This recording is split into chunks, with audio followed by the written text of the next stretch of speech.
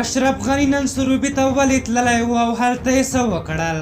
ګرانو لیدونکو السلام علیکم. جمهور رئیس محمد اشرف غني د کابل ولایت د سروبي ولسوالۍ د نغلو بند سیمه کې نن له غرمې مخکې د کاسا زر پروژې د کار د پرانیستې مراسمو کې ګډون وینا وکړه. جمهور رئیس غني د کاسا زر پروژې د بنسټ ډبرې ایښودو پر مهال وویل نن افغانستان ته یو نوی باب پرانیستل کیږي چې هیله ده په یو نوی کتاب بدل شي.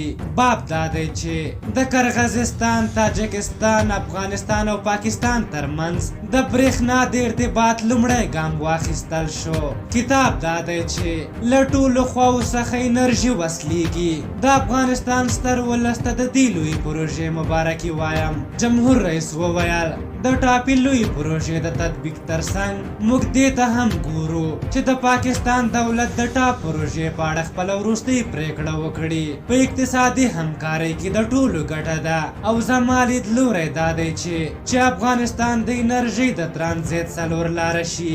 محمد اشرف غني د سروبي ولسوالۍ ولسونو او مشرانو څخه په مننې وویل د کابل لوی بندونه دلته دي، برېښنا تولیدوئ مګر خپله ورڅخه بې برخې یئ. د مور او میرې سلوک در سره شوی. هدایت مې دا دی چې سروبي ولسوالۍ ته به ټول امکانات برابر او د خاکي جبار، موسی او چارسیاب ولسوالیو په ګډون به مو ستونزو ته اساسي رسیدګي وشي. جمهور رئیس د ولسونو او د هغوی د استازو له همت او حمایت او مسؤلینو څخه په مننې د دې لویې پروژې د امنیت په برخه کې د لا ډېرې همکارۍ هیله وکړه تر څو ټول باوري شي چې په افغانستان کې لویې پروژې عملي کېدای شي.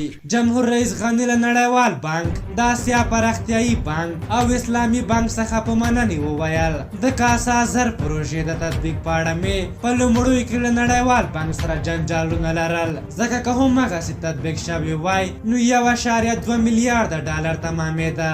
هغه زیاته کړه افغانستان د دې پروژې د بریالیتوب لپاره مهم تصامیم نیولي. په هر حال د یادولو ده چې کاسا زر پروژه به 400 میلیونه ډالره کلنی عواید ولري چې له هغې جملې به د افغانستان لپاره له 45 میلیونو څخه تر 50 میلیونو ډالرو پورې کلني عواید ترلاسه کړي.